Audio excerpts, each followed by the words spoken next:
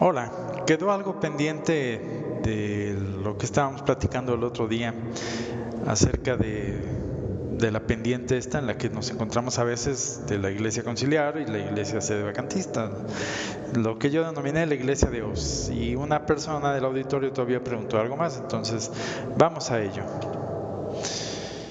La pregunta fue, gracias por su maravillosa respuesta. Ahora lo siguiente, ¿hay sacerdotes tradicionales válidos para no para correr detrás de ellos porque no es posible, sino para fundamentar el penúltimo escalón de la pendiente de la gráfica que yo puse en el video anterior? Ahora bien, procuraré hacer la respuesta igual práctica. Quedamos que estamos nosotros acá en la cima del mundo y que de repente descubrimos que ya no estamos en Oz y que estamos que ya no estamos en Kansas y que ahora estamos en la tierra de Oz. El punto es, ¿qué es lo que marca la diferencia entre uno y otros? Y también sirva esto para contestar de algún modo lo que algunas gentes dicen, que los que estamos acá, los malditos sedes, pues estamos peor de divididos que los que están acá en la iglesia conciliar o en alguna de sus sucursales. Vamos para allá.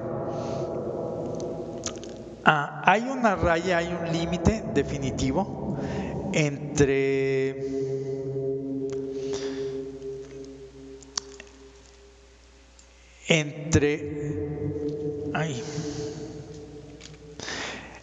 las posiciones que se tienen entre una y otra parte. ¿A qué voy con esto? Los que están en la posición, los conciliares y los que están en la posición de reconocer y resistir, o sea, finalmente son todos los conciliares, ellos están directamente atacando el dogma. Es decir, ¿cómo tenemos la certeza de que ellos no pertenecen a la iglesia de Jesucristo? Muy simple. De un modo u otro, todos los que están acá rechazan uno o varios dogmas frontalmente. Luego, cuando ya no reconocemos a Bergoglio ni a Ratzinger ni a ninguno de ellos como papa, ciertamente que entre nosotros también tenemos diferencias aquí, pero, y esperemos que mi amigo Interregnum no se vaya a infartar con esto, las diferencias de opinión entre nosotros acá no tienen su origen en lo dogmático, sino básicamente en lo disciplinar. Es decir, hay una diferencia importante entre los conciliares y nosotros. Por muy que ellos estén divididos y por muy divididos que estemos nosotros y que no tengamos la verdad definitiva de todas las preguntas aquí abajo. La diferencia es sustancial. Nosotros no atacamos o no negamos, que yo sepa, ninguno de los dogmas, y precisamente nos salimos de los conciliares porque ellos iban contra algunas dogmas. ¿Cuáles? Básicamente 3 dogmas atacan los conciliares. Uno, la infalibilidad del Papa. ¿Por qué? Porque la reducen o la distorsionan a cosas que no fue lo que se dijo el Concilio Vaticano I. Segundo, la infalibilidad de la Iglesia. También, ellos presuponen que la Iglesia no es infalible. Y tercero, ellos presuponen que fuera de la iglesia sí hay salvación y o que en la iglesia se engloban todas las gentes, aún apóstatas, cismáticos o herejes. Entonces, de entrada ya, negando esos 3 dogmas, no pueden pertenecer a la iglesia, cualquiera de esos 3. Cierto que nosotros, por ejemplo, Interregnum y nosotros tenemos diferencias importantes, sí las tenemos, pero su origen no está en la dogmática, y voy a tratar de explicar un poquito esto. Aunque todos los pecados son detestados por Dios, sí importa el origen de un pecado. ¿Por qué? Porque no es lo mismo que una persona peque por malicia a que peque por debilidad. El origen de un pecado de malicia es distinto del origen de un pecado de debilidad. ¿Ambos son pecados? Sí, ambos son pecados, pero aún así, siendo ambos pecados, sus efectos son distintos. Por ejemplo, tanto el hombre como Satanás pecaron de soberbia, sí, pero el hombre pecó más por debilidad que por malicia. mientras que en el caso de Luzbel, él pecó, hasta donde yo sé, no básicamente, sino totalmente por malicia. Entonces, el resultado de esto, o sea, aunque ambos son pecados, si ambos merecen el castigo de Dios, sí, pero los efectos de ese pecado son distintos.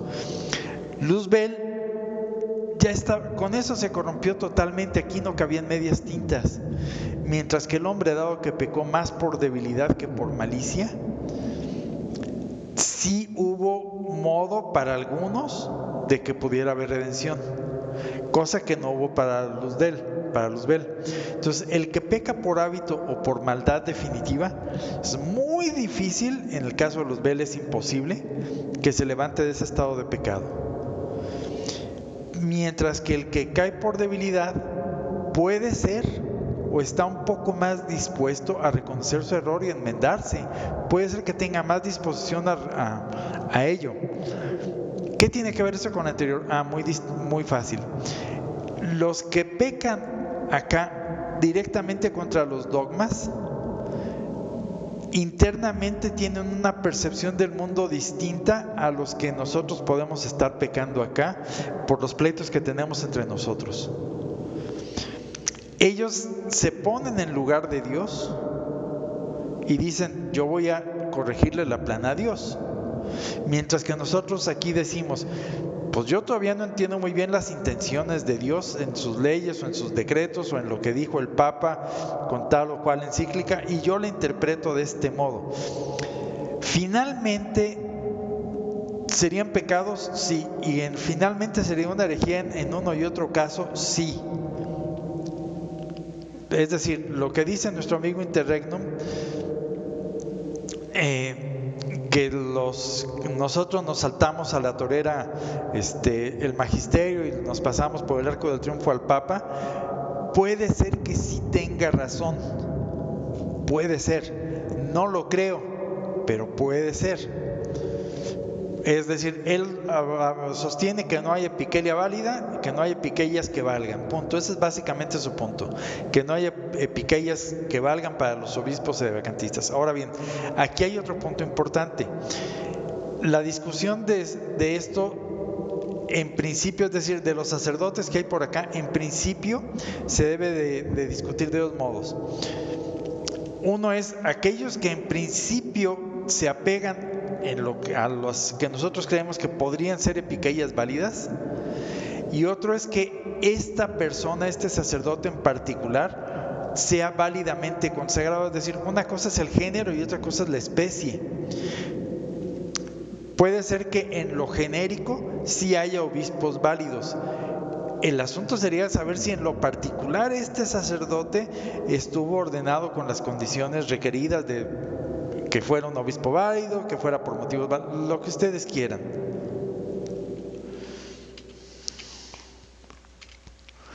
Ahora bien, el discernir entre esto y esto requiere una cierta mentalidad. Yo he procurado hacer mucho énfasis en que tenemos que ser más que críticos, tenemos que ser muy escépticos, y por las razones que yo había comentado ya, que tenemos que valernos ante todo de la lógica. ¿Por qué? Porque nuestro enemigo en este tiempo, estamos en el siglo del engaño, pues de eso se trata. Nos lo advirtió nuestro Señor Jesucristo, que el maligno vendría a engañar si pudiera aún a los propios elegidos. Entonces, estamos en tiempos del engaño. Entonces, nuestro principal enemigo es el sofisma, es decir, verdades que no son tales, pero que aparentan ser tales. Y el problema de que nosotros vengamos de una iglesia modernista, muchos de los que estamos aquí, y finalmente venimos a renegar de Roma como la iglesia de Jesucristo, o reconocer a Roma como la no iglesia de Jesucristo, es que esa mentalidad del mundo ya nos quedó en muchos casos marcada. Y nuestra mente no está acostumbrada a tratar de pescar al vuelo las herejías o los errores o las fallas de lógica. Mientras que debe ser para nosotros el pan de cada día. En cuanto a una persona o un libro o lo que ustedes quieran está diciendo algo, nosotros tenemos que estar ya buscando dónde está el error, si es que lo hay, obviamente. Pero tenemos que estar con el conocimiento suficiente para saber qué cosas son inamovibles, en nuestro caso el dogma, y qué cosas sí puede ser que requieran interpretaciones. Entonces, un dogma no tiene vuelta de hoja. Una vez declarado por la Iglesia en el sentido que la Iglesia le da, no tiene vuelta de hoja. Debe ser el límite hasta el cual podamos llegar en las discusiones. Traspasar un dogma, nunca. Sin embargo, la mentalidad conciliar es que inventan excepciones para los dogmas. Por ejemplo, creen que Pedro pudo equivocarse, creen que puede haber salvación fuera de la iglesia, creen que si no se pronuncian las palabras mágicas de ex cátedra, abracadabra, no funciona el hechizo y voy a decir yo papa barbaridad y media. Ellos creen que puede haber herejes que no estén excluidos de la iglesia. Entonces, ellos inventan excepciones a las reglas, mientras que nosotros, los sedes, no vemos ninguna excepción a la regla, y en cuanto alguien nos dice, oye, es que aquí hay una excepción, caray, ya de entrada ahí ya somos escépticos. Entonces, yo he tratado de que apliquemos en lo posible el método científico, es decir, las explicaciones que nosotros demos a cualquier cosa que se nos proponga como explicación, tiene que abarcar todas las facetas del fenómeno. De ahí nuestra discusión, aunque sea muy con Interregnum, aunque es muy claro lo que él dice, que el Papa en su encíclica fulana manda esto, esto y esto, y por lo tanto la sede vacante es que está limitada, pero su punto de vista no explica una serie de anomalías. Por ejemplo, una que no explica.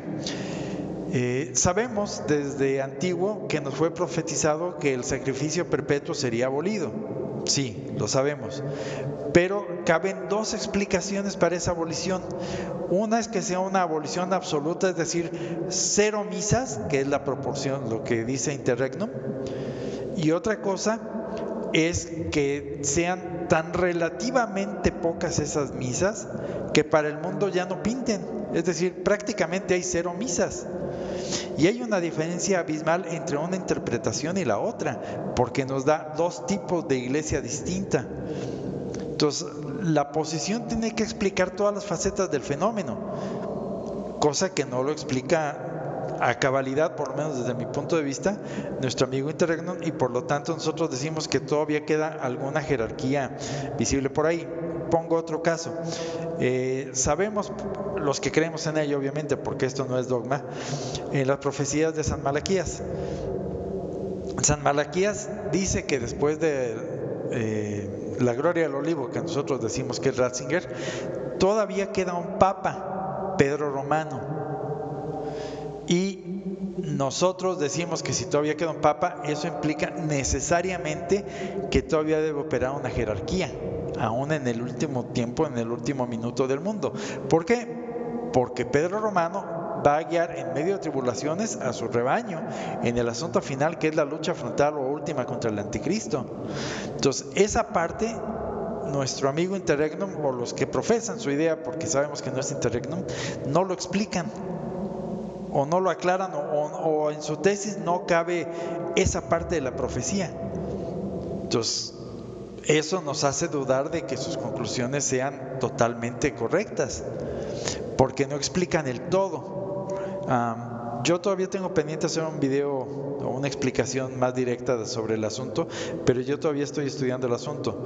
Por eso he dicho, ¿puede ser que Interregnum tenga razón? Sí, puede ser. Y que no haya jerarquía, sí, es posible. No probable desde mi punto de vista. Entonces, yo creo que todavía opera una jerarquía. El punto va a ser, a la hora de revisar cada sacerdote, si este sacerdote en particular pudiera ser parte de esa jerarquía o no, y bajamos el problema de lo general a lo particular, y ahí otra vez nos volvemos a hacer bolas, porque así como una persona nos aclaraba Adri, nos decía que en el caso de Lefebvre, ahorita se le revisa a Lefebvre su vida con microscopio y por lo tanto se agiganta todo lo que él hizo. Ella dice que hasta antes del Concilio Vaticano II, ni quien se compara a Lefebvre, ni de su ordenación, si fue a manos de un masón, ni de las que él hizo, ni nada. En cambio, después del concilio y después de que él hace su obra, es cuando se revisa con lupa lo que él hace, y cosas que a lo mejor lo hizo no lo sé, con la mejor intención, ahora las juzgamos como de lo peor. Entonces puede ser que ese es el caso en el que se revisa a Monseñor Tuck, y puede ser que a muchos de los sacerdotes de hoy en día, con una lupa exageradamente grande que en tiempos normales no se utilizaría. Es decir, se agigantan los defectos o las faltas que pudo haber tenido. Sí puede ser cierto, y que se estén agigantando y exagerando, sí, no lo sé. Porque ahí en parte del problema es que se mete uno a juzgar a la persona, y ahí ni la iglesia se mete. La iglesia solo puede juzgar lo externo, que fue lo que Jesucristo nuestro Señor nos dijo: por sus frutos conoceréis, no lo interno. ¿A qué voy con esto de Dios es el ser intransigente por excelencia? Transigir en última instancia es hacer una componenda para aceptar un algo que de otro modo no se aceptaría en una negociación. Y sabemos que Dios no entra en componendas con nadie, es decir, su justicia es tal que debemos de pagar hasta el último céntimo, según nos dijo en la parábola del tipo que le debía a su rey, que lo iban a meter a la cárcel hasta que pagara el último céntimo. Entonces, Dios no transige. No sé si soy claro, Dios no transige.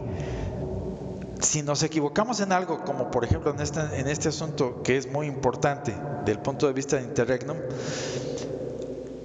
Dios nos va a hacer pagar hasta lo último si es que estamos en el error, o a Él si es que Él está en el error. Y aquí le paro por hoy.